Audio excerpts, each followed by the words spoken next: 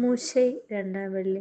വിശുദ്ധ ലൂക്കാ എഴുതിയ സുവിശേഷം 16-ാം അധ്യായം 1 മുതൽ 8 വരെയുള്ള വാക്യങ്ങൾ. അവിശ്വസ്തനായ കാര്യസ്ഥൻ. താലന്തിൻ്റെ ഉപമയെ വിശുദ്ധ മത്തായിയുടെ സുവിശേഷം 25-ാം അധ്യായം ഓർമ്മിപ്പിക്കുന്ന ഒരു പാഠഭാഗമാണ് ഇന്നത്തെ ഉപമയും.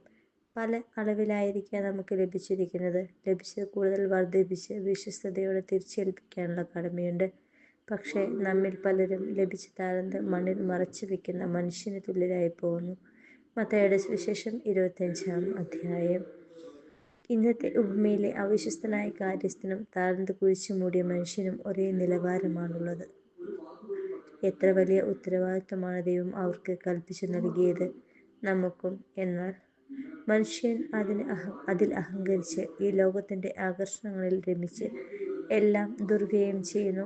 കണക്കെടുപ്പിൻ്റെ നാളുകൾ വരുമെന്ന് അറിയാമായിരുന്നിട്ടും എല്ലാം തന്ത്രത്തിൽ മറച്ചു വയ്ക്കാമെന്ന് നിരൂപിക്കുന്നു.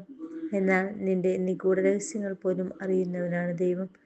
വിശുദ്ധ മത്തായിയുടെ സുവിശേഷം 6-ാം അധ്യായം 4-ാം വാക്യം. നീ ആരെന്നാണ് നിന്റെ ഭാവം?